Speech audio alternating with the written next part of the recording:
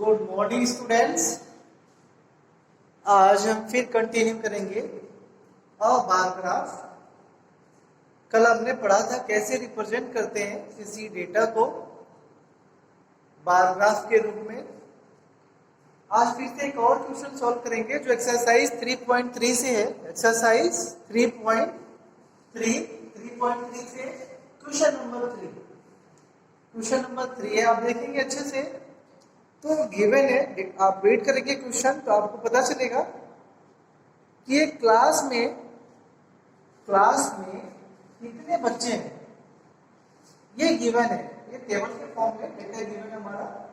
Class 5 में 135 students हैं, 6 में 120, 7 में 95, 8 में 100, 9th में 90 और 10th में 80 स्टूडेंट्स हैं। इसको हमें बार ग्राफ के रूप में रिप्रेजेंट करना है। क्या करना है? रिप्रेजेंट करना है इस डेटा को यूजिंग द बार ग्राफ। तो सबसे पहले आप क्या करोगे, हम यहाँ पे सॉल्यूशन कर रहे हैं इसका। सबसे पहले क्या करोगे आप?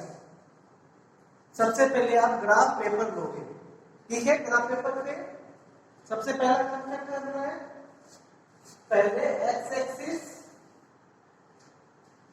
क्या हो जाएगा, ये एक्स एक्सिस, और दूसरा क्या होगा हमारा वाई एक्सिस। वेरी गुड, ये हो जाएगा हमारा वाई एक्सिस। क्लियर है? कोई डाउट नहीं? और ये क्या हो जाएगा हमारा, जहां पे इंटरसेक्ट करेगा वो होता है हमारा ओरिजिन को। अब एक्स एक्सिस पे कौन सा डेटा आएगा आपका? क्लास। एक्स एक्सिस पे क्या लिखोगे आप? क्लास। और वाई एक्सिस पे क्या रिप्रेजेंट करोगे आप? Number of student. Number of student. बहुत easy representation of the data on graph using bar. Bar का यूज करके आप डेटा को रिप्रेजेंट करोगे ग्राफ में। सिंपल, एक एक्स एक्सिस दूसरा वाई एक्सिस इंटरसेक्ट करेगा, वो जाएगा ओरिजिन वो। देन एक्स एक्सिस पे हमारा क्लास आ जाएगा, और जो न्यूमेरिकल डेटा होगा, जिसका न्यूमेरिकल होगा, डिजिट नंबर्स होगा, वो हमारा किस पे आ जाएगा? वाई एक्सिस पे आ जाएगा। क्लियर है? फिर आपको पता है कि ग्राफ में पार्टीशन डिवीजन कितना होता है? 1 सेंटीमीटर पे एक डार्क होता है। क्लियर है? हम पूरा ग्राफ पेपर यहाँ पे बना नहीं सकते, बट जो बड़ा वाला डिवीजन होता है उसको हम इस लाइन से डिनोट कर रहे हैं, आपको क्लियर हो जाएगा। ये 1 सेंटीमीटर पे होता है, 1 सेंटीमीटर पे होता है जो बड़ा वाला डिवीजन, बड़ा वाला बॉक्स बनता है, जो मैंने बताया था आपको। क्लियर? अब ये हो जाएगा हमारा। अभी इसको रिप्रेजेंट करना है नंबर ऑफ स्टूडेंट, तो 135 स्टूडेंट ये मैक्सिमम है। ये जो पूरे क्लास में देखते हैं, ये जो नंबर है ये सबसे ज्यादा है। इसके अकॉर्डिंग हम स्केल लेंगे ताकि कि सारा का सारा जो हमारा नंबर ऑफ स्टूडेंट है उसको रिप्रेजेंट कर सके। 135। अब सोचें इसमें कितना होता है टोटल? मैक्सिमम 20 या 25? मैक्सिमम 20 या 25। अगर यहां से लेके यहां तक को हम क्या करें? 10 ले लें, 10। क्लियर? मीन्स हम यहां पे लिखेंगे स्केल। क्या लिखेंगे? स्केल। ये हो जाएगा स्केल क्या? On Y axis. Y axis के लिए हम स्केल लिखेंगे क्या? 1 small division. 1 small division is equal to 1 small division is equal to 1 student। 1 student लिख लो क्या स्टूडेंट यहाँ पे? मैं थोड़ा सा इधर देता हूँ। 1 small division is equal to 1 small division is equal to 1 student। ये हमारा स्केल हो जाएगा। 1 small division क्या होता है? इसके और इसके बीच में कितने डिवीजन होते हैं टोटल? 10। तो वो छोटा वाला जो स्मॉल डिवीजन है। क्लियर है? ओके। फिर अगर आप आप चाहेंगे तो स्केल को चेंज कर सकते हैं, ऐसा नहीं कि यही स्केल होगा, हमने बताया, सर ने बताया तो यही स्केल होगा।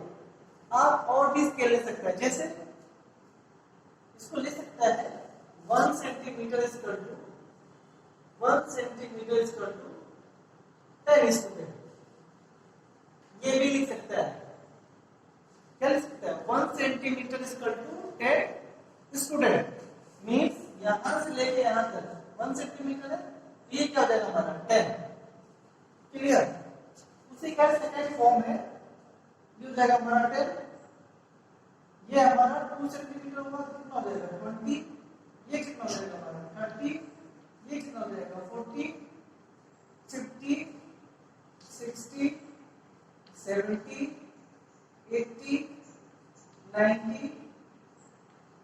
100, 110, 120, 130, 140, 150, 160। क्लियर है? आप स्केल को चेंज कर सकते हैं, आप 2 सेंटीमीटर पर 10 स्प्रेड कर सकते हैं, वो आपके ऊपर है। बट हाँ, इतना स्केल लेना है कि उस डेटा को आप उस ग्राफ पेपर में प्रेजेंट कर सको, ये चीज आपको केयर करनी है। तो हमने ये लिया कि 1 small division is equal to 1 student और 1 centimetre is equal to 10 student. इसमें टोटल 10 डिवीजन होता है, 10 division means 10 student, 1 division means 1 student, तो 10 डिवीजन मींस 10 स्टूडेंट। क्लियर है? Very good. अब रिप्रेजेंट करेंगे इसको, तो देखें यहां से आप ये फर्स्ट सेंटीमीटर ये इतना गैप छोड़ देंगे, चाहे तो 2 छोड़ दो कोई दिक्कत नहीं, हम 1 गैप छोड़ेंगे यहाँ पे और इस पे बनाएंगे क्या बार रेक्टेंगल। यहां से हम लाइन ड्रॉ करेंगे यूजिंग स्केल एंड पेंसिल। हमें फिफ्थ में कितना स्टूडेंट चाहिए 135, फिफ्थ में कितना स्टूडेंट चाहिए 135, तो 1 small division is equal to, since 1 small division is equal to 1 student, या इसको जस्ट उल्टा लिखते हैं 1 स्टूडेंट इज इक्वल टू, क्योंकि यहाँ पे स्टूडेंट दिया है, 1 student is equal to 1 small division. तो 135 स्टूडेंट के लिए कितना डिवीजन चाहिए? अगर एक स्टूडेंट के लिए 1 डिवीजन है तो 135 के लिए 135 स्मॉल डिवीजन। तो 135 स्मॉल डिवीजन कैसा है? इसके बीच में 10, फिर यहां से 10, 20, 30, 40, 50 ऐसे चलाएगा 130 पे, यहां तक हो गया 130 स्मॉल डिवीजन। क्लियर है? क्योंकि इसके बीच में 10 स्मॉल डिवीजन होता है, तो इसे काउंट करेंगे तो यहां तक 130 हो जाएगा। हमें चाहिए 135, तो ये 130, 31, 32, 33, 34, 35, ये मिडिल हो जाएगा इसका। क्लियर? इसके बाद फिर से आ जाएगा 36, 37, 38, 39, 40, यानी कि 130 और 140 के बिल्कुल मिडिल में। यहाँ से डॉटेड लाइन ले जाएंगे और इसके लेंगे हमारा, आप स्केल से करेंगे तो बिल्कुल स्ट्रेट लाइन बनेगी आपको।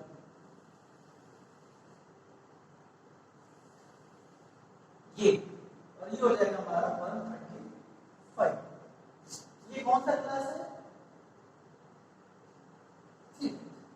क्लियर है? फिफ्थ का रिप्रेजेंटेशन हो रहा है। ऐसे ही क्लास 6 में देखेंगे 120, तो 120 स्टूडेंट के लिए कितना डिवीजन चाहिए? 120 स्मॉल डिवीजन चाहिए, 120 स्मॉल डिवीजन।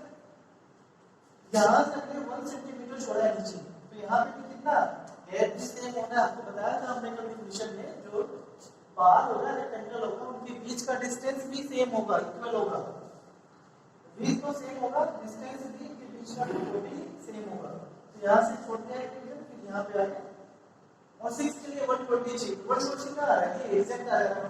यहाँ से टोटल लाइन करेंगे और इस पे हम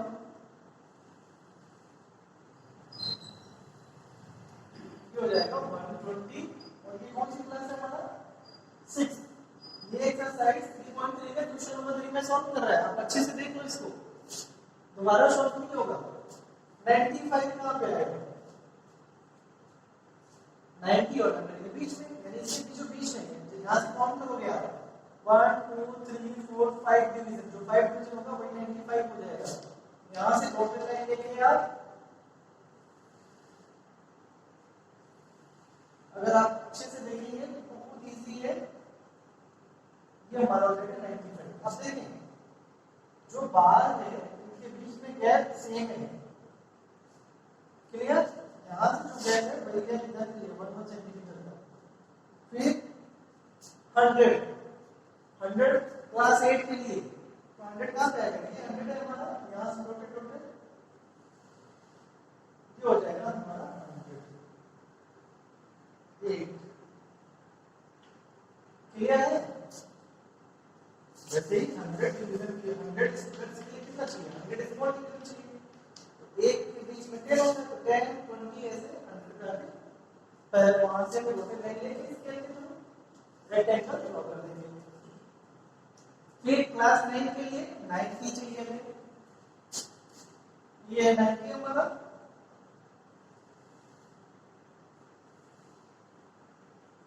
ये हो गया 90। कौन सी क्लास है? 9। क्लियर? और लास्ट हमारा क्लास 10 है, उसके लिए कितना है? 80 स्टूडेंट। यहाँ पे भी लिख सकते हैं, आप लिख सकते हैं, नहीं आपको समझ में आ रहा है तो लिखने की जरूरत नहीं है। अगर आपको समझ में आ गया है ये लिखने का जरूरत नहीं है। अब डायरेक्ट ग्राफ बस स्केल जरूर लिखोगे आप, जो टॉप कर्नर पे, ग्राफ के टॉप कर्नर पे राइट में ये स्केल जरूर लिखोगे। उसके बाद आप डायरेक्ट ग्राफ रिप्रेजेंट कर सकते हो। डायरेक्ट ग्राफ क्या कर सकते हैं? रिप्रेजेंट कर सकते हैं। क्लियर है? तो अभी आ जाएगा क्लास 10 के लिए कितने? 80 स्टूडेंट है। 80 कहां पे आ रहा है? 80 डिवीजन, स्मॉल डिवीजन ये आ जाएगा हमारा 80। ये हो जाएगा 80, ये हो जाएगा हमारा 10। ये हमारा फाइनल रिप्रेजेंटेशन हो गया क्वेश्चन नंबर 3 का। क्वेश्चन नंबर 3 का ये फर्स्ट ए पार्ट का आंसर है। क्वेश्चन नंबर 3 का जो ए है, आप देखेंगे लिखा है कि स्केल का यूज करके क्या करना था आपको? हाँ, इसको रिप्रेजेंट करना था ग्राफ पेपर पे। क्लियर है? अब यहां से क्वेश्चन क्या बनेगा? देखिए क्वेश्चन नंबर 3 में बी पार्ट में क्या लिखा हुआ है कि किस कक्षा में विद्यार्थियों की संख्या अधिकतम है और किस कक्षा में न्यूनतम है। मीन्स कौन सी क्लास में ज्यादा स्टूडेंट है और कौन सी क्लास में कम स्टूडेंट है। तो ये चीज आप यहीं से देख के भी बता सकते हो। अगर यहां से नहीं देख के बता सकते तो जिसका हाइट ज्यादा होगा ग्राफ में, जिस रेक्टेंगल का हाइट ज्यादा होगा इसका मतलब उसमें ज्यादा स्टूडेंट है। तो कौन सी क्लास का हाइट सबसे ज्यादा है? आप देख सकते हैं क्लास 5। क्लास 5 की हाइट सबसे ज्यादा है। इसमें कितने स्टूडेंट हैं? 135। ये हो गया बी। अब इसको मिटा रहे हैं हम, क्वेश्चन नंबर 3 को कंप्लीट कर दे रहे हैं। क्लियर है? ये फर्स्ट पार्ट का रिप्रेजेंटेशन। बी पार्ट का फर्स्ट हाईएस्ट स्टूडेंट पूछ रहा है, क्लास पूछ रहा है। हाँ, हाईएस्ट क्लास किस कक्षा में विद्यार्थियों की संख्या अधिकतम? Highest student in the class, name of class, highest student, highest student कौन सा है? 5। और name of the class, lowest student, number of lowest student. कौन सी क्लास में सबसे कम स्टूडेंट है? जिसका हाइट सबसे छोटा होगा। सबसे हाइट छोटा किसका है? 10 का, तो क्लास 10। ये हमारा क्लास 5 हो गया और ये हमारा क्लास 10 हो गया। ये बी का फर्स्ट पार्ट है। बी का सेकेंड पार्ट जरा देखा, क्वेश्चन नंबर 3 हम कर रहे हैं। हमने एग्जांपल के तौर पे लिया ताकि डेटा को बार ग्राफ का यूज करके कैसे प्रेजेंट करेंगे ग्राफ पेपर पे, इसलिए क्वेश्चन नंबर 3 का हमने ये पार्ट कर दिया। उसी को कंटिन्यू कर दिया। बी का first part, highest student in which class, and lowest student in which class, ये भी हो गया। इसी का सेकेंड पार्ट है, आप देखेंगे क्लास 6 के जो स्टूडेंट है उनका, हाँ, number of student of class 6 and number of student of class 8, इनका क्या निकालना है, रेशियो, अनुपात निकालना है। रेशियो, आपको रेशियो निकालना है किसका, number of student in class 6 और number of student, ratio is division, number of students in class 8। Class 6 और क्लास 8 के जो स्टूडेंट है उनके रेशियो निकालने हैं आपको, क्लियर है।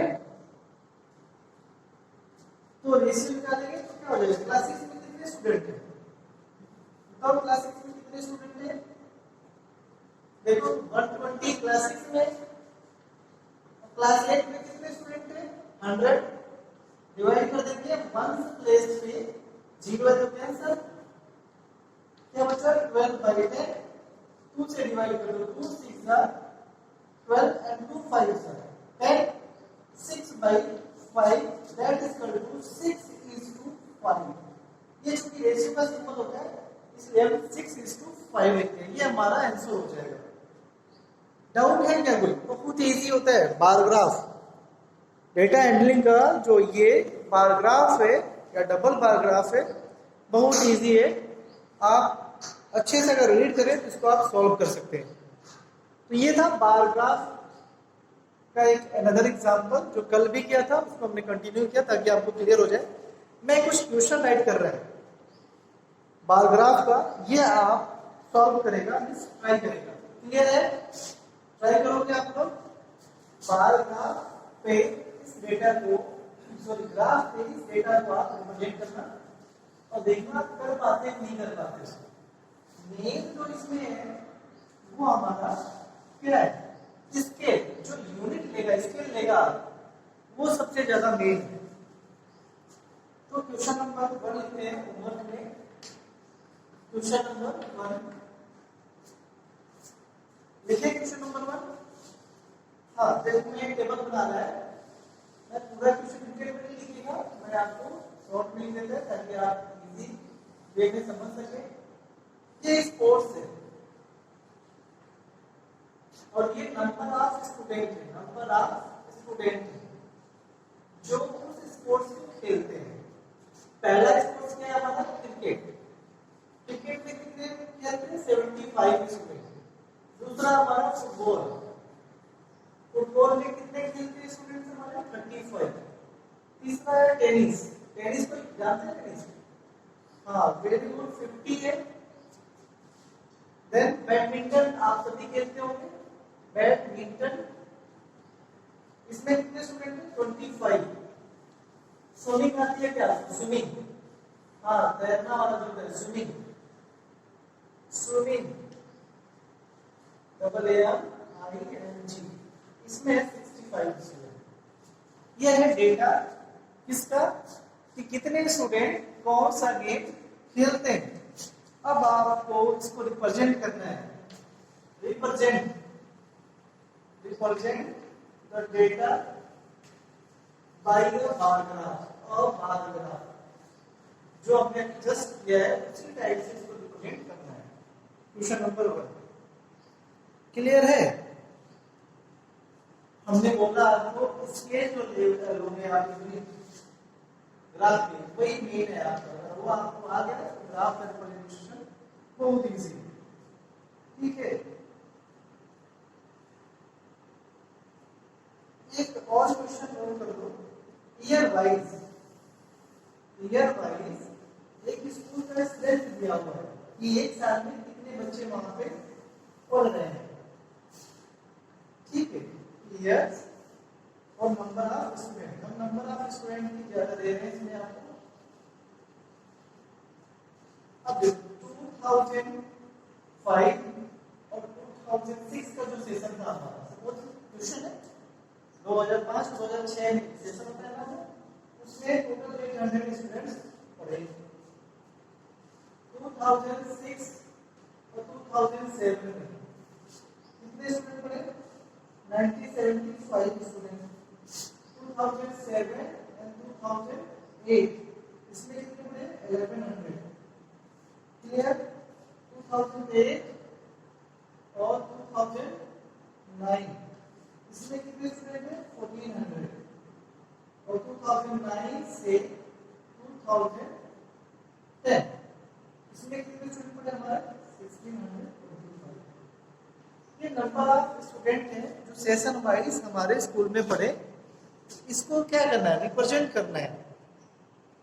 रिप्रेजेंट सेम चीज, represent the data by your bar graph.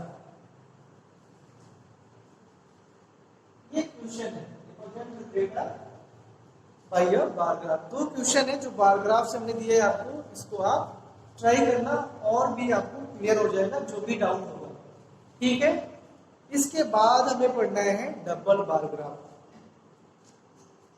Bar graph समझ में आ गया है तो डबल बार ग्राफ बहुत इजी है। क्या है? बहुत इजी है। कंटिन्यू करें इसको। अगर कोई भी डाउट है तो आप पूछ सकते हो। ठीक है, अब नेक्स्ट क्लास में आपको डबल बार ग्राफ बताएंगे। काफी इजी है अगर आपको बार ग्राफ समझ में आ गया है। Okay, thank you.